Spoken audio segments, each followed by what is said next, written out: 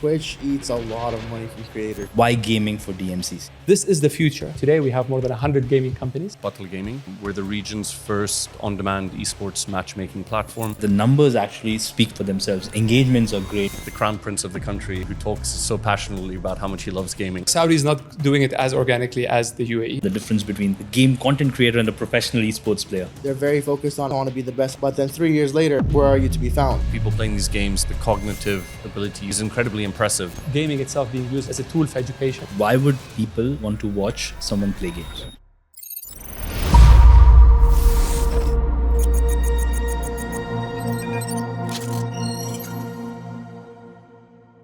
Welcome to the NoBSness podcast, another episode, and we have today 3 change leaders, 3 creators from a space which is very dear to me, the gaming space. And I have Kevin, I have Bilal, I have Taha. Gentlemen, welcome to the podcast. And I would perhaps start with all of you introducing yourself. I'm Kevin. I'm the co-founder of Batal Gaming. We're the region's first on-demand eSports matchmaking platform, trying to democratize eSports for this region. And yeah, we'll get into more of that. It's great to be here with you guys. I'm Belal Jassoma. I'm the Director of Ecosystems at DMCC. DMCC is a leading international business district with more than 24,000 companies from all over the world and different sectors. And in my over 13 years in DMCC, I've had the pleasure to work with lots of industries and sectors and functions, but gaming has so far been my favorite and most exciting and fun. So looking forward. Very interesting. I'd love to have more conversations on that. Taha? I'm Pacman, aka Taha. I do gaming content. I'm a full-time content creator with just over 1.5 million across my socials. And That's pretty modest though. And I'm excited to get the conversations going. Lovely to have all of you here. And this is a space which is very close to my heart. I run a young company called Stream Shriek within the larger LPS ecosystem where we help streamers monetize and get brands to do large-scale campaigns with game streamers. So this is something I'm very excited to talk about. Very different dimensions. One coming from a space from the startup space, the other coming from a larger sort of a strategic organization, and another from the content creation side. So I'd like to start with you, Bilal. I'd love to understand more about why gaming for DMCC. What we do at DMCC very well, aside from offering office space and licenses for companies, is we build sector-specific ecosystems, especially focusing on high-value, high-potential sectors. We've done that very well for the commodities trade, for the gold, diamond, which we have very mature ecosystems. But for the past 10 years, we've been looking at technology because we know that tech is the backbone of every industry, of course. And the UAE government has been having big focus on the technological advancement, basically, and looking to transition into a knowledge-based economy away from fossil fuel. And the same thing is Saudi Arabia and other regional players as well. And for us, we want to play a big role in that basically movement. And we know that technology can revolutionize every industry and take it to the next level. And gaming technology is no less than that. I mean, you can see today that gaming technology is not just interesting for gamers, but different industries can also benefit from the gaming technology with today, with the Metaverse and different opportunities and gaming itself being used as a tool for education. So with that in mind, we want to bring the gaming technology into the wider 24,000 member base and see how the rest of the industry can also benefit from it. I've heard from a lot of people within the gaming space about this specific gaming license which DMCC has. So I'd love to hear more about how is that different from sort of a regular license for a technology company. So we have licensed activities that are specific. So companies get to choose an activity that represents what they do. Aside from the license and the office spaces, they get to be with a community of like-minded people. So they get to work with industry peers and benefit and collaborate with others. And they get to also meet a team or work with a team that gets to support them and a team that is subject matter expert. So we have a dedicated team who looks after the gaming industry and the gaming ecosystem. This is basically in our gaming center, and it's in a beautiful space and a good location, which is also important. You want to be close to the market. You don't want to be in a kind of isolated place. And aside from that, you also get to request for connections. So today we have more than 100 gaming companies, but we also have a crypto ecosystem with more than 600 Web3 companies. And if you want to collaborate, if you want to take your game from Web2 to Web3, you have technology protocols and you have acceleration programs that can support you with that. So that kind of supportive ecosystem and environment is what basically drives companies to come to us and not just the licensing. Got it.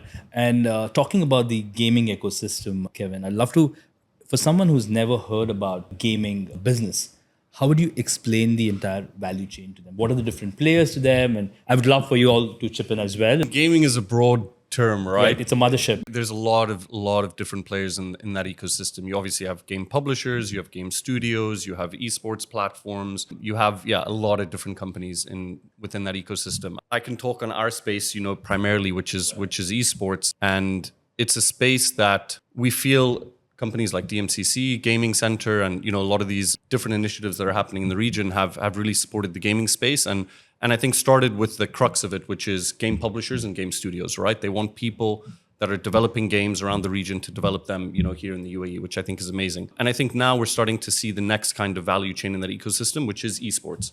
And esports is really building competitive communities around games, right? So we're starting to see more and more attention being paid to the esports space here in the UAE and in Saudi Arabia as well. From your platform perspective, have you seen interest in certain countries here? Which countries you see more amount of active users from? And does it say anything about how the space is more culturally relevant to certain countries? Saudi and Egypt, without a doubt. And Saudi number one in terms of obviously we can see all the data on our platform of how much time people play, and all of our top players are from Saudi. Saudi for us is our number one user base. It's been entrenched in the culture. When you have the crown prince of the country who talks so passionately about how much he loves gaming, I think that really stems down into the entire population. So Saudi is the biggest for us by far. It's particularly interesting when you talk about how Saudi has sort of organically picked up on the larger sector. But Bilal, from your perspective, do you see that there is, in the long-term future, a convergence between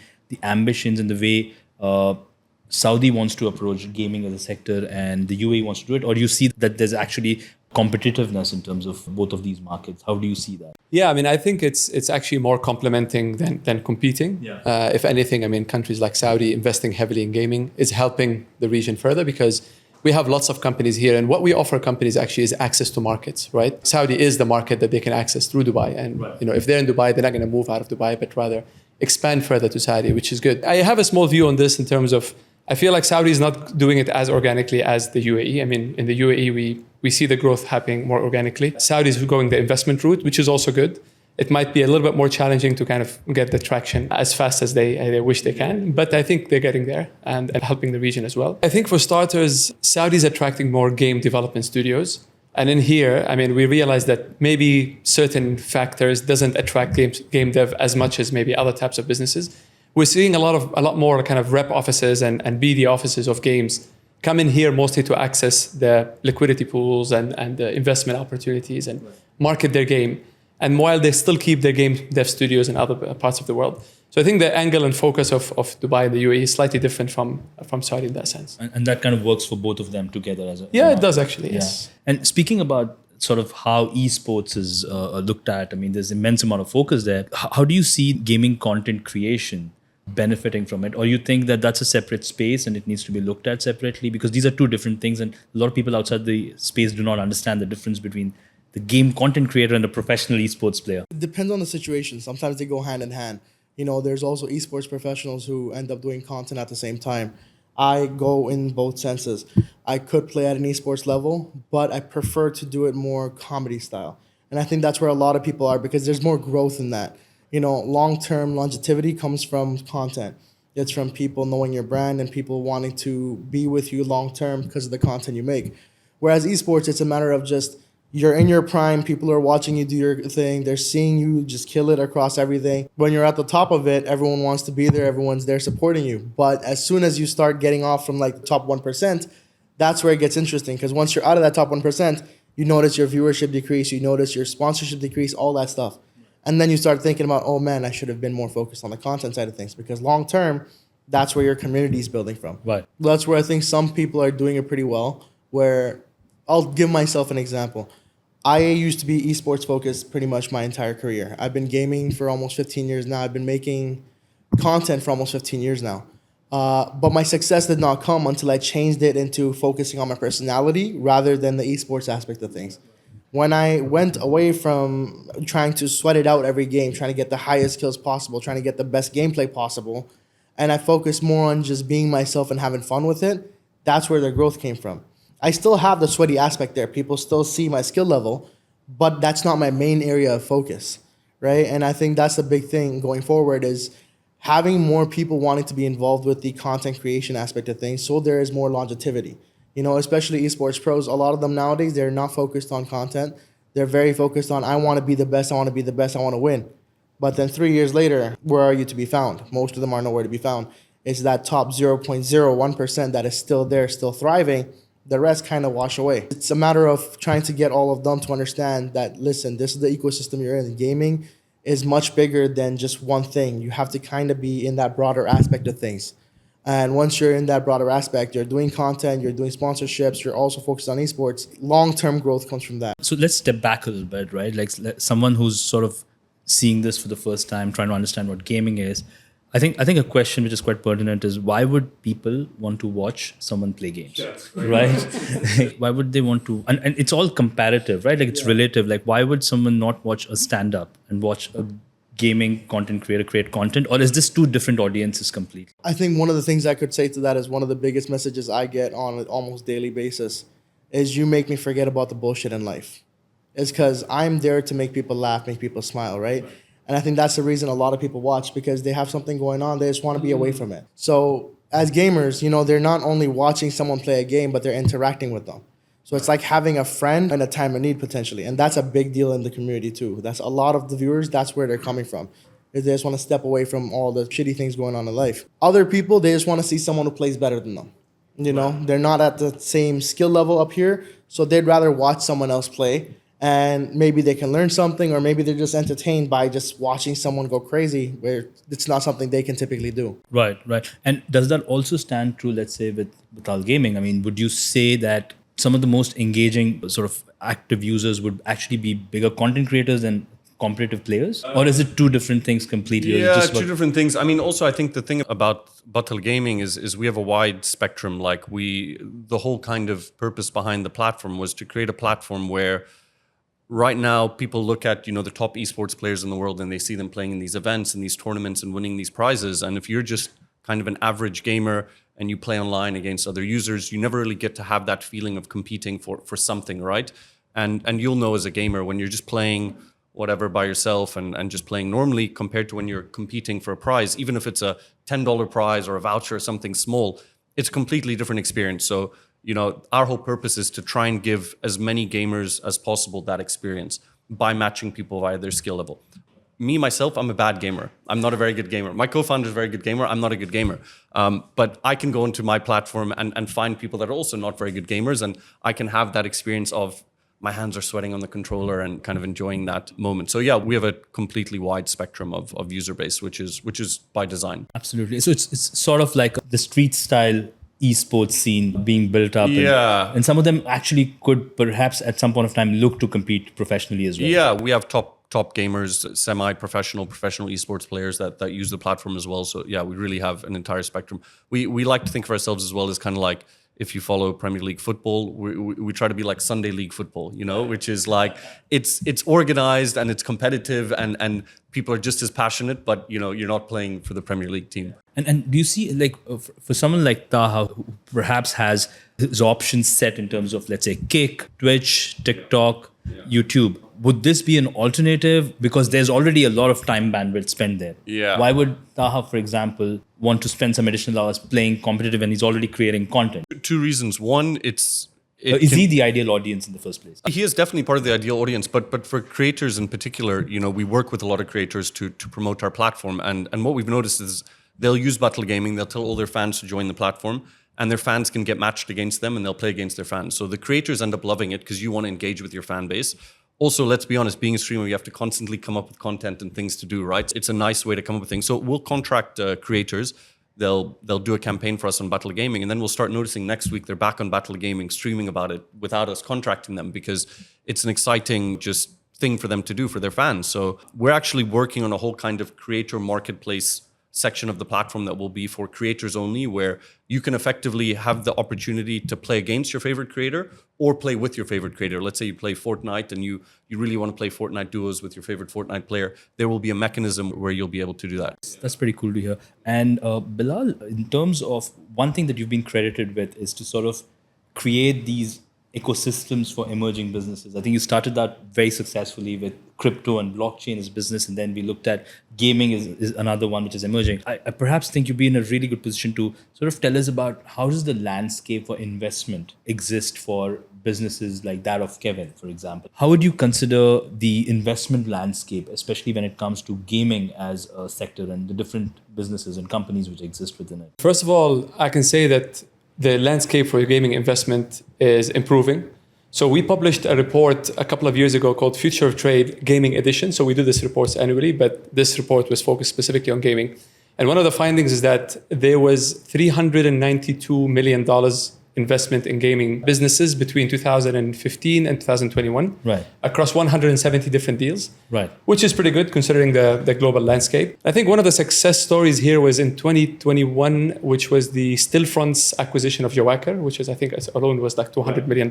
And deals like this actually show that there is good innovation here that gets the attention of the global investors.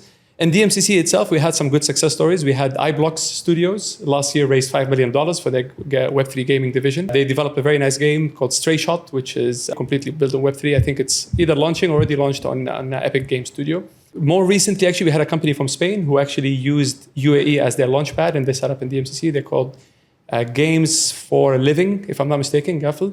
They also raised 3.2 million last year as well. It's looking good actually for this for the MENA. So. And in the larger sort of macro scenario, you see the eSports World Cup happening. This sort of, let's say, Saudi buying stakes into Wespo, for example, or there's also the sort of the Olympic Association happening. Have you seen, from your perspective, an increase in interest within DMCC as an offering? Has there been a direct correlation in terms of businesses from other countries wanting to look at, let's say, Dubai, UAE, or the Middle East as a market for them? No, definitely. I mean, look, ever since COVID happened and we opened up quicker than other countries, you know, we've started seeing people come here, and then with Expo and then with different factors, whenever there's a major event or a major activity, basically, or even geopolitical situation, we get to benefit and attract companies to come here and benefit from Dubai's kind of safe and attractive place. I mean, it's not just the gaming basically benefits, but generally, I mean, Dubai being attractive and cosmopolitan and ease of doing business in the UAE already helps any company basically come and benefit. The very low tax environment and diversity and access to talent pool, being able to hire anybody basically from any nationality. I mean, most countries don't give you that kind of flexibility, right? And recently, I don't know if you saw, but you probably heard the Dubai Program for Gaming 2033, which was a strategy that was launched, and the focus is to attract gaming talent as one of them. They launched a gaming visa. It's a long-term visa for 10 years. And you know, this on its own can attract lots of good gaming talent and technology. But to your earlier question as well, so DMCC also plays a role in facilitating investment. So we do have VCs that are ecosystem partners with us, and we can send them deal flow basically and for them to evaluate. So this is one of the benefits that a member of the gaming center can access. We also have ongoing acceleration programs that we run. Some are focused on Web3 games, some others are generic. And ongoing access to mentorship as well. So companies feel like they are in a place where they can get guided and supported. And we also promote companies. So we do member success videos for them. We feature them on our website if they join the DMCC. And that by itself gives them exposure and credit and also makes them more attractive for potential investors. And the interest primarily happens more from your perspective at early stage companies or sort of companies which are, let's say, in first stage, second stage? What we've seen in DMCC is more early stage, but I've seen deals happen in the region on all stages, basically. Yeah. Right. And the interest is for companies which are more in development or... Game development. Game development would be primary. And Web3 games as well. There's a lot of interest in that. Got it. And I think there's a huge scope to sort of nativize a lot of content for the region. And I think that's a space which a lot of local game development companies are sort of working towards. In terms of someone who's sort of looking and growing and sort of looking for avenues for growth which are inorganic through funding, or how have you sort of from a first person perspective, Kevin, seen that happen? And we've got a perspective from rather from a strategic perspective, but let's say from your own experiences. I think there's kind of two avenues, right? With starting a business, especially like in the UAE, there's like kind of the government side, and then there's like the private sector side of things. I think gaming wise, between DMCC Gaming, AD Gaming, you know, all Dubai Gaming that was announced, all these different initiatives, I think it's been amazing what the government's done here and in Saudi Arabia in terms of subsidies and benefits and new types of licenses that didn't exist. And I think really a lot of support for the community, which is amazing if you want to, you know, start a gaming company. From a private sector kind of funding side, we haven't seen the same amount of enthusiasm, but I also think that's a macro trend of VC fundraising right now in the regional market and the global market for that fact. So I don't think that's, you know, pertaining to gaming necessarily. From a government side of things, it's amazing what they're doing. And I think it's interesting in terms of encouraging sort of like us, who's kind of like a homegrown, UAE business, and encouraging international companies to move here as well. And I'm curious for DMCC Gaming, like maybe not exact numbers, but like kind of how many of your companies do you think are sort of regional MENA-based companies that are set up in DMCC versus, international companies that you guys have attracted? Because I think it's quite interesting to see how that's changed over time. Yeah, we have a good mix of both, I would say. I mean, I can't get the exact figures right now, but I would say more coming from overseas. Yeah. They might be already established elsewhere and they use kind of DMCC as their MENA launchpad and they start from here, or they relocate, or individuals come in and set up. But we also have a lot of homegrown stuff. So people who are expats in the UAE or even nationals who basically start their gaming company in partnership with other entities. But to your earlier point about investment, actually, we also have a role to play as both people from the industry and as governments who are supporting the gaming growth, is to educate the institutional investors about the opportunities in gaming and stuff like that. And we've done that actually well in crypto and other sectors. And in the gaming as well. So we have an upcoming event who's going to focus on like attracting family offices and investors and telling them about the opportunities and investment opportunities in games. If we don't promote that even more, then we won't get as many. And you spoke about Jawaka, which was obviously a great success story.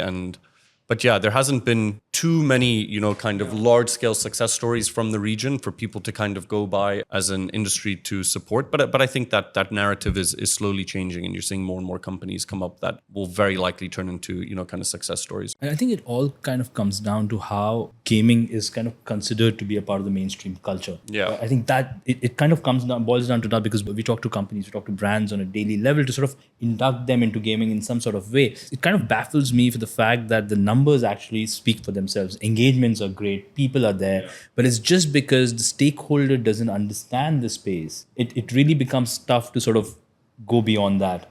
And I'd like to believe that's also the case with funding, if I'm not wrong, because you're talking to people who essentially are tech investors who probably would understand, let's say, the difference between generative AI and predictive AI. And if gaming is a very different space, and Very hard to understand. Exactly. And even the sort of funding cycle of it could be very different. You probably have to go out and find a community first and then try to see. You could also look at probably doing a Kickstarter campaign. That could be a space to sort of look at. But yeah, you're right. I mean, it's just at this point of time, the dissonance between the actual traction and the understanding is just quite wide, and that has to go down as it sort of goes along. But I'd love to understand from a content creation point of view, like how do you see a content creator today monetizing and realizing their value from the content that they are doing? Because it's a very different space than, let's say, how esports team would be looking at their model. From a monetization aspect for a content creator, there's multiple routes of income. Like one is obviously the content itself. Ad revenue is a big one. Sponsorships are probably the second biggest one after ad revenue. And then your community is a big supporter. So whether it goes to donations, gifted subscribers, memberships, stuff like that, those are three main routes of kind of income. It's an ever-changing industry, so it's hard to say. I feel like, though, with the future, with how everything is going, I see a lot of people investing into games, creators that are kind of more heads of studios now, where they're more involved with the actual building of future of the games, right? And I think that's going to be a big deal in the future as well, where a lot of people are going to start getting creators involved in studios and having to use their ideas and their brains to actually get games rolling. And if I have to sort of put a broad stroke to that, the three things that you mentioned, let's say the direct supporters, the sponsorships, and the platforms, right? What kind of a percentage would that sort of come to for an average streamer today? For a streamer, it would be the community aspect would be the biggest one.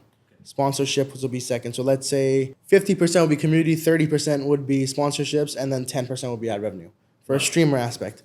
But for a creator aspect who's mainly focused on actual content rather than streaming, it would probably be 60% ad revenue, 20% sponsorship, 20% community. And it kind of varies depending on everything too. If you go from a creator to an esports individual, then it would literally be 80% sponsorship, 20% community. There is no content ad revenue involved. Correct. Is that also uniform in different regions? Also, have you seen that difference in terms of the realization from platform in terms of revenue and the support that the platform provides in the Middle East compared to other parts of the world? Honestly speaking, I'll be very straightforward. None of the platforms care about their creators at the point. That's where we are in the world right now, is all these platforms are so focused on them just making money. Like just take Twitch, for example. Twitch eats a lot of money from creators. And that's one of the reasons Kick is one of my main platforms. Because Because over on Kick, I'm making 95% split for every $5 sub someone does. Whereas on Twitch, it's a 50-50 split. But what they don't also tell you is the fact that they take their fees from your split of the 50%. They don't cut it from theirs. Right. So technically, it's more of a 60-40 split at the end of the day. It's a cutthroat industry. They know what they have. They have the biggest platform in the world. That's what they're using. But that's where Kick comes in, and Kick's trying to changing the industry and showing that, hey, we don't need your sub income because we're going to help with the whole like sponsorship side of things and get ad revenue. And that's where we're going to make the income. Let's hone in a little bit on sort of the Kick phenomena, right? With the streamers, they're sort of proactively speaking to streamers, redefining contracts, actually customizing contracts for different streamers. And is this also the case in the region? And what would your experience be with Kick? Kick's been a great experience. Have a good partnership with them. They're very focused on having the creator economy run by creators, right? So even though the investors and stuff are not creators themselves, right in the forefront, there's some of the biggest streamers in the world who are part of Kick itself. So Trainwreck is a big one. You know, he's one of the biggest streamers in the world, but he's also one of the main people behind Kick that's actually helping build the entire website. That's helping run the thing. That's helping figuring out what creators actually need, you know, and that's not something Twitch has. That included with the fact that Aiden Ross, for example, moved over to Kick. He got paid a massive amount, but it was also in shares. So he didn't move for just cash. It was the fact that he gets to help build that economy. That also comes to the whole gaming economy session, as well as XQC, $100 million deal just to be on the platform itself. And ever since he's been there, Kick has only gone above and beyond with their growth, but also he's also trickling down his viewers into the rest of the streamers on the platform. Essentially, we're talking about gaming as a competitive sport, but also it's sort of a sense of social media platform, right? And it's kind of gone to this level where each game is its own social media platform now. Do you see that in terms of, let's say, the time spent on your website? It's less transactional and it's more like a social media page. Does that aspect actually interest investors who'd like to not only see the model actually getting a revenue, but also the amount of time spent on the website? Yeah, the ones that can understand that you know, the kind of power of that definitely interests them. But yeah, it's a huge part of it. Gaming is building online friends. It's building digital friends. We keep adapting our kind of social element of the platform, where before you could just send someone a message. Now you can chat to them, you know, kind of 24/7 on the platform and play outside of the Batal Gaming ecosystem. It's a huge part of it. And I think that's really been the core of gaming from the start, right? Is community building and making, digital friends. That's what attracts even more sponsors or retailers who want to sponsor the games, right? It's like there's more content and more. And speaking of the fact that how technology can actually ensure that this actually goes beyond, because now we're not talking about the storage of data on cloud. We're talking about things like cloud gaming. We're talking about how Game as a service, right? correct, exactly, and someone like Taha can actually play with someone who's following him at that instant, that he just wants to switch to a breakout room and play a game. Is that possible? And is that something that is going to be quite exciting with technology coming in? Indeed. I mean, look, we're seeing some really interesting things. I mean, for example, La Liga, which is the top Spanish league, they have their Middle East office in DMCC. And last month we celebrated their 10-year anniversary in the UAE. This was actually their first office outside of Spain. They signed the JV with Galaxy Racer, which is one of the biggest sports organizations, homegrown from Dubai as well. And this was a 15-year JV, giving them exclusive rights for distribution in, I think, MENA and Indian subcontinent. And I think La Liga realizes that this is the future. If you want to reach the audience of the future, if you want to not become obsolete at some point, you need to look at gaming and esports as the channel to reach that kind of audience. Right. And I think if giants like La Liga realize that, then other FMCG and other platforms who also need to reach their audience, they need to actually look at how they can interact with the gaming industry. Absolutely. And that's the opportunity, I believe, for gaming. It's not just for gaming industry itself. Gaming is for the wider, basically. It's a tool, it's a platform. Correct. For all the industries. Correct. And you also see that by looking at the convergence with Web3 and gaming and how Metaverse gaming is happening. It kind of goes in ebbs and flows when people talk about Metaverse, but it's definitely here to stay. And I'd love to understand sort of an insider speak on what's happening with that convergence. DMCC sits at the intersection of Web3 and gaming, because we have both the crypto and the gaming ecosystems, and we have everyone else as well who's looking at how can I use blockchain to maybe improve my trade or tokenize my assets and things like that. Right. I know it's not the subject for today, but this is important. This is actually a huge opportunity because the metaverse is a space for any business to build a store. And I know that maybe it hasn't picked up as much and then the footfall is not quite there yet, but it will be there. We're bullish about it and we know that it will be. And DMCC ourselves, we're building our own metaverse environment, and we're going to replicate some of our services and make them available on the metaverse. And we're building that on a Unity engine. So you need to be a game developer on a Unity who can build that. So game developers and talent is getting opportunities to develop things that are not just games. Right. And just like one day, if in order to have your, still to today, of course, if you want to have your website, you have to build it on the web. You building your store on the metaverse is basically building a game on a gaming engine. Right. And this is basically the opportunity I think that's going to provide. Sort of come in play. In terms of the different games which exist and sort of the different communities we have, which according to you, Taha, would have the highest network effect, sort of social agreements and people actually, there's a stickability because there's a social interaction there, according to you. Which is the game property which is actually killing it when it comes to bringing the community together? At the moment, it's GTA. GTA 5 has been around for a very long time, but roleplay, it has brought communities together to the point where it's still one of the most watched games, has one of the highest community bases. That'll be a very big one. One that I think is heavily growing, and also it's one of the most played games in the entire world, which caught me off guard too, was Roblox. There's almost 400 million players a month. That's insane. That's unheard of. 400 million players a month, unique players. All the younger audiences are on it now that they've expanded. It's a game with thousands of other games inside it, right? And you can go and build your own game inside it as well. And it's attracting audiences from literally the youngest audiences to people that are 40, 50 that are playing games now. That has a big community aspect to it too, because you can just interact with different people from different places, build a community of just people with even the most weird communities you could build. Let's say you have a pony thing that you want to be playing with ponies and you're 40 years old.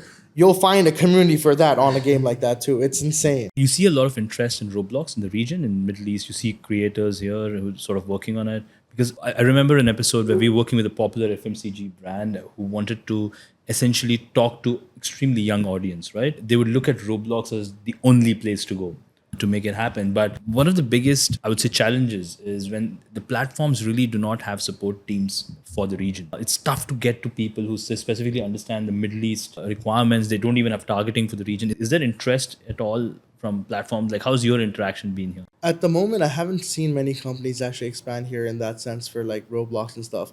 The biggest ones I see being pretty active here would be Activision's pretty active here with League of Legends, with Call of Duty. Epic Games is pretty active here with EA Fortnite. Sports, with FIFA. EA with FIFA. Probably the biggest, yeah. And Counter-Strike, Valve, Steam, they're active here with Counter-Strike. Those are the main ones that have active support here. I think it's just a matter of time with all the expansions going on, with all the events we have going on, that other companies see the value it's providing and all the people that are in the region that need that support. And then these companies will start investing into here. But I think that's still a 3 to 5 year plan. Coming from the esports space, right? There's this whole talk about a lot of esports properties got started because games actually wanted them to develop their communities. It wasn't built with profit as a motive. Is that still the case? Do you think these esports companies essentially are bleeding money in that sense, are still gonna sort of continue to rectify their models? How do you see the whole esports business model from your perspective? Because you're at the other end of it. We're platform side.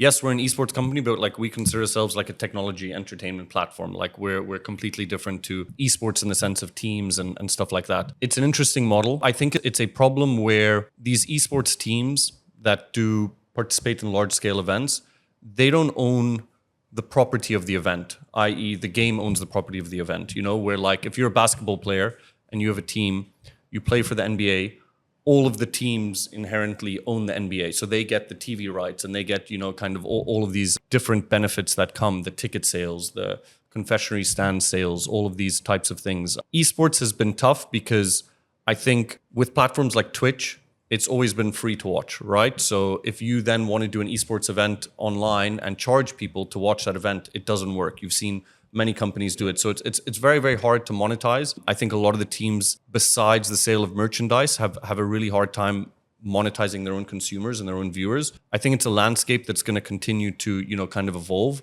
Some of them have done very well and some of them have kind of become, iconic brands in a sense. But yeah, as an esports team, unless you're kind of winning big prize pools, or selling an insane amount of merchandise, I think it's very, very hard to kind of monetize. That's just a problem with the whole space. And I think that'll evolve and that'll get better, and they'll find ways to kind of monetize their consumer better. So that's where you guys come in, kind of democratize and decentralize the esports. Yeah, I mean, look, we're not like we just. There's a need to decentralize the esports leagues and have everyone benefit from it somehow. Yeah. I think there's a need to capture value from a tech point of view, which you guys do really well. I mean, at any point of time, if you look at an esports event, they never think about how do I get someone like a Taha to stream and actually monetize it as a partnership with Taha, right? So I think like a larger thing about how can you get them to sort of include tech and distribute it. Monetization strategies in general, like diversify Absolutely. from just the price pool and merchandise, and then Exactly. what else They can haven't you- gone beyond that. Yeah. And the answer is not to develop another solution like TV. The answer is to develop a new solution. Yeah. And I think that's kind of not But happening. it's just, the biggest issue is like if you look at traditional sports, where do they make their money from? TV rights, right? Like the NBA signed a new TV rights deal now. I don't know if you saw, it's like absolutely crazy amount of money, 100 billion plus or whatever it was. And the esports community from a TV rights perspective has zero. That's a big problem of kind of taking some of these events to the next level. Without Saudi putting up, huge prize pools, it's tough to do. But I think it all pays off, right? I mean, you pay the price pools, but then look how much tourism you can get from esports. in the long I mean, we've seen these big events also in Dubai. Okay, maybe it wasn't as big as Saudi, but Dubai Esports Festival every year and other events. That's what really contributes to the economy, and people come in and see the country and they end up setting up shop and staying. So it all kind of feeds back and contributes to the wider. The question is, in the long term, is gaming really a bigger sports play or a bigger media play? I think that's the real question, right? Like, because a lot of times what happens is it is a community of gamers, but essentially you need people who are more interested in the business of gaming to come in. In my opinion, it's a bigger media play at some point of time if this industry has to sustain rather than just being a esports play. I mean, I would love to hear your thoughts on that. From a media side, for sure, you look at the viewership numbers of like some of these Call of Duty World Championships and, some of these like major milestone events over the last 5, 6, 7 years. And the viewership numbers are astronomical, I think it's really just trying to monetize those numbers, which there's tons of smart people that are, trying to tackle that. But gamers are used to watching Twitch for free and watching YouTube for free. That's kind of how they grew up watching gaming. But yeah, monetizing the media side of it, I think is something that's definitely going to start happening Is more. it actually possible to get an audience which has never been gamers to actually watch these esports? Because that's the real thing, right? If you look at gamers in particular only, it's going to be limiting after a point of time. You need people who may not be active players at some point of time to come in to sort of expand it. And is that even possible? I think this is where the role of some of those phygital events comes to play. So one of our members called Phygital International, they're organizing this event, which the next one is going to be hosted in Dubai in the UAE, called Games of the Future, where basically it includes both sports and esports in the same event. And I think that gives an opportunity also for non-gaming fan or esports fans to also be able to get exposure to the esports and perhaps like it, because if you like sports in general, you probably still enjoy the thrill and the excitement of the esports. And that would be a good opportunity to expand the readership and audience of esports. Absolutely, absolutely. Taha, what do you think? Do you think you get some non-gamers in to I gaming? think this goes back to my conversation from earlier where, there's people that like to watch just to enjoy things that like the conversations, right? There's a lot of people who watch gaming streamers, not necessarily for the actual gaming, but for the personalities of the gamer, right? Where gamers have specific personalities rather than other people. You go to a just chatting streamer, he's going to have a different way of talking to you, different way of interacting with chat. Where a gaming streamer is just there to mess with you type of thing. Right. And people enjoy that aspect, I think. There's a lot of people in my community, for example. I have a couple people who are 45, 50 years old who watch my streams that have never gamed in their entire life. Never gamed in their entire life. They don't care for games, but they're there because of the conversations we have. And it'll just be a back and forth and just me messing with him messing with me type of thing. And that's what they enjoy too. And I think that's a big thing going forward is a lot of people are coming to streams thinking they'd never watch it. They're like, what is this for? Like, why do people watch your game? And then they end up sticking around because they're like, shit, this is actually fun. Maybe they're spies or CIA agents or something looking for someone. Who knows? Who knows? But it's also like, I think for a lot of people, right, who've never seen streaming, they'll watch it because you're intrigued, like, what's going on here? People do this, they watch other people game, and then, you know, naturally Strangely addictive. Yeah, so some people get hooked. I'm curious, like you said, you've been streaming and creating content for like 15 years. How do you think it's changed over time in like the last 5-6 years? What do you think's been like the biggest changes that's happened to the space? I mean, obviously we know, like, you know, short form video has become key and like all these kind of things. How do you feel it's changed? It's the short form aspect of things. The biggest change is also the most toxic change we've had, which has been attention span. People's attention spans are very bad now. Like to the point where we could have made a video where we're just having conversations. Like I'm making a commentary, for example. Now I can't do that. That video is not going to get views whatsoever. Now people just consistently want something in your face. It's a very bad thing for the industry. I feel like slowly it'll go back to normal as people start learning like, okay, this is, you know, it's good for a little. Exactly. But for the last few years, it's been one of the biggest things where we've had to just speed up every video because we're just like not keeping people's attention long enough. And I've seen that for content, for example, like I've had videos where I do a certain character and I've done that for a while. And initially the videos I would make would be a lot slower than they are nowadays. It would be 4 clips, very minimal editing, and they would get 10 million views.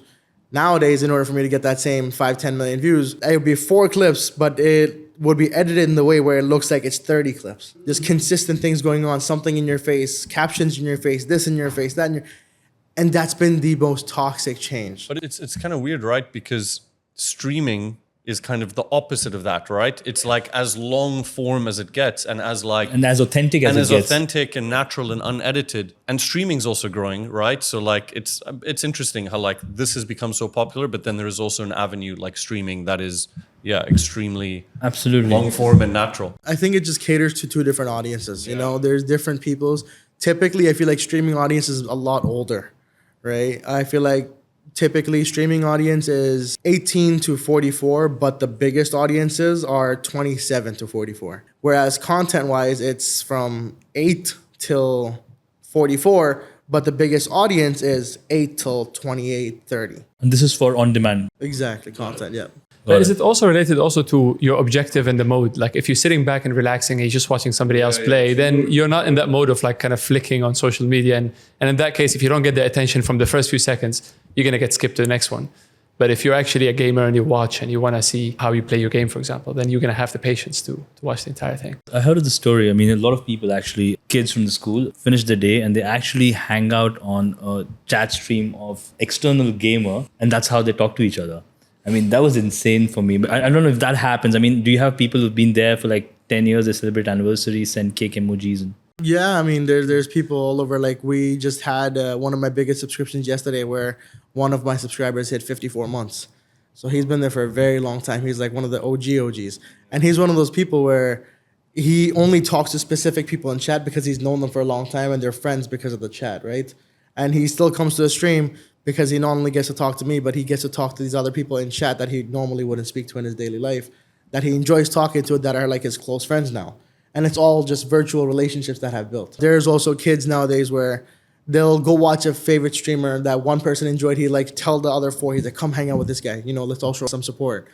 And then you just see these 4 kids who are in school together, but they're sitting down and watching the same stream, like talking like, oh, did you do this in class today? I'm like, what are you guys talking about? But it's okay. You have fun. Talk. Keep your own conversation going too. Keeps my chat more active, you know? Absolutely. And I think the real buzzword right now, everyone you sort of see it in any direction, that's AI, right? Like everyone's talking about, hey, generative AI, investment in AI. I am going to do AI. But how do you see that impact, let's say, gaming? Or you think there's a positive convergence there, Bilal? You see that happening at any point of time? Yes, definitely. I mean, anything that can speed up the go-to-market and increase the efficiency and of the game operations, everything is welcome. And for us, actually, we're focused a lot on AI. We're going to start an AI center very soon. And the goal of the AI center is to actually attract new technologies and help actually companies in DMCC adopt that technology. And we're going to play an active role in making sure that happens. So we have POC programs that we're going to run and kind of, you know, make it possible for companies to identify the right technology they can use and have it implemented. We ourselves having a few pilot projects that we're considering in AI. With gaming, it will be maybe not as popular as some other mainstream sectors, but I think, it will make a difference. I think from a point of someone who's sort of seen that and experienced that, Kevin, would you sort of see that over a period of time, the kind of specific businesses which actually get traction from a point of scaling or investment, do you do anything differently now from what you'd actually started out with Batal Gaming? I think any entrepreneur will give you that exact same answer, right? You make many mistakes along the way and you kind of figure out different ways to do things. And I think that's why as well, like you look at very successful founders, it was their second, third company, that they started because you just learn so much along the way. So absolutely 100% we would change things that we've done in the past, but that's part of the journey and you learn. And what specifically would sort of that be in your opinion from a long list? I don't know. From a product point of view, from a product proposition point of view? From a product point of view, I mean, look, I don't know if I say we would change too many things from a product point of view because, all of the things that we did led us to, a different way of doing things that ends up being better. But I think probably the biggest thing would be like overcomplicating product changes. Like something is not improving retention or not helping retention. So you create a solution or you create a hypothesis for a solution and then you complicate implementing that solution. When in reality, it's like just implement it and the data will show you after 1 week, 2 weeks, 3 weeks, a month, whether that works or not. And then you can start changing that. So I think just not overthinking changes and just implementing them and doing. And if it doesn't work, change it again and adapt. And from sort of enabling organizations like DMCC, and there are a few like, let's say, Abu Dhabi Gaming, there's a few in Saudi. What would it be that you would look for as additional support or something that you would say, hey, this is subsidies. We're startups, right? No, subsidies. But yeah, like a lot of the things that he's highlighted, right, with DMCC Gaming, like obviously licensing and stuff like that. Subsidies are great, of course, but kind of network and community, I think, are is very talent important. tough to find? Let's say programming talent, or is that a big challenge as well? I mean, I think talent's tough to find, but I think that's not, that's the entire tech industry. Like to find good talent, good tech talent's expensive. You need to pay the right. A big part of it is kind of creating a community where all of these different companies are collaborating with each other. Because as I'm sure you've seen in DMCC Gaming Center, there's so many companies that can work together. Correct. The network effects there. It's super important. Access to talent and the importance of that. So for that's why one of our ecosystem partners are actually a recruitment company that focuses only on gaming talent. This is very important, of course, and we offer that service to newcomers. And we get that question also asked when people come in, like, how is the talent situation here? How can I access? I mean, the beauty here, as I mentioned earlier, is that you can hire anyone from any country. The visa process is easy. Everyone is welcome, and that kind of helps. I mean, a lot of countries have these restrictions and quotas and here, yes, there's a push, of course, to hire Emiratis, but it's not very kind of strict. I mean, it's only 2% if you're a large company of 100 people. So you can also get a good balance between good Emirati talent as well as, other talents. Because if you mix the talent as well, you get good, kind of creativity and international sort of flavors to your game that you're developing over here. But aside from that, in terms of like what, we can support also companies with is we see a lot of, startups that come to us who have great talent in developing games, but they don't always have the right kind of business planning and business strategy and managing a business. And this is where our mentorship and acceleration programs actually come to help is you're great at doing what you do, but you need others to help you also in, how to go to market, how to get the right support, how not to fail in your kind of startup journey. And I think that's essential to the success of the gaming industry. What would be the next things which we could sort of foresee from DMCC in gaming? The organizations which are sort of trying to push the boundaries there. Some of them are providing sort of put the gamers together when they're doing development. The places where they actually are sort of putting simulation centers for testing games together. What would be the next sort of frontiers if you have to look at it from DMCC Gaming? We're taking this in phases and organically. I mean, we wanted to test and see how much demand there will be. And now we see that there is a demand. Right. So we're actually expanding our gaming center from the current space. So we started in a small space and now we're expanding it to even bigger place because of the demand that came in. We're going to have more kind of facilities available than just co-working space. We're planning to organize a hackathon specifically for gaming. We had a very successful Web3 hackathon last year with Bybit, and the prize pool was up to $100,000. The top 3 companies actually took home a total of $100,000 worth of prizes. And we want to replicate the same thing for gaming and do a gaming hackathon. We had a game jam last year. It was successful. We had gamers come and develop games within 2 days, and they were able to present their game in front of investors. We want to replicate that again and do it because these are the things that really provide opportunities and exposure to the gaming companies. Great. I always sort of look at this whole session and end this with a question which is fairly common. What I'd like to ask all of you is, love to sort of list down that one unpopular thing which you think exists about gaming, which everyone else thinks otherwise, but you think that that's something which is not sort of mainstream, and a lot of people in the mainstream don't actually think about it. So Kevin, what do you think? Give us an unpopular opinion that you think is true about gaming. It's a unpopular opinion that people have. I don't necessarily agree with that opinion, but kind of just the stigma that gamers are lazy, they don't have friends, they're not that smart, or like any of these types of opinions. When like in reality, some of the people playing these games, like the cognitive ability you have to like make these decisions in split seconds is incredibly impressive. It's getting better over time, but that still happens today. Majority F1 drivers are all gamers. Yeah. Right? Yeah. And that's very crazy. I mean, how massive true. can reflex go at that point of time? I mean, that's kind of an evidence to what you're saying in Yeah. that sense. Yeah. No, definitely. Absolutely. Bilal. Yeah, it's kind of a similar point to Kevin's. I mean, a lot of people see gaming in general as something that people spend in their free time, and it's maybe a waste of time. And they don't really see the potential of that industry and how the role it actually plays on other industries. I mean, education, for example, and how it can be used as a tool for education, the metaverse and how it can be a marketplace, and also how other industries can also tap into it for advertising and reaching the audience. So the potential is big in there, and there's, I think, a need for educating the various stakeholders of the importance of gaming. And that will help basically change that unpopular opinion and have the truth come out. Taha, you want to go next? I think it's going to be an addition to what Kevin said, is the fact that it's an unpopular opinion that gamers are lazy, because it's usually people that are not gamers that are saying it. But it is true, because most gamers, it's true, because like at the end of the day, most gamers, there's a lot of gamers that are very good at what they do, that will be very entertaining at it, that could make a career out of it, but they're just too lazy to get started in it. They don't want to take the time. They don't want to put in the effort. Because they're like, I'm just here to play the game. That's it. Even though they could build something extraordinary from it. And, they have the skill set. They're just lazy. So it's unpopular, but true. One thing which, from my side, which I find is very unpopular, but definitely true, is how people are sort of viewing the whole drive from the region towards gaming. Everyone thinks it's a top-down investment. It's sort of is trickling down because there is a focus from the governments. But I think it's the other way around. There's actually, if anyone says so and has to go and look at a local tournament in Saudi Arabia, they'll actually see some immense bottom-up interest. It's a culture. It's part of the culture. It's a pure bottom-up movement which has actually picked up traction from a policy point of view. So I think that's something which could be sort of a true thing, but considered very unpopular, especially in the region, not someone who doesn't belong to the region. I agree. Yeah. So I think that's pretty much how it is. Gentlemen, thank you for being a part of this, and it was a pleasure talking to you. And I hope we can have more of these conversations. Thank you for having us. Yeah, thanks very much. Pleasure.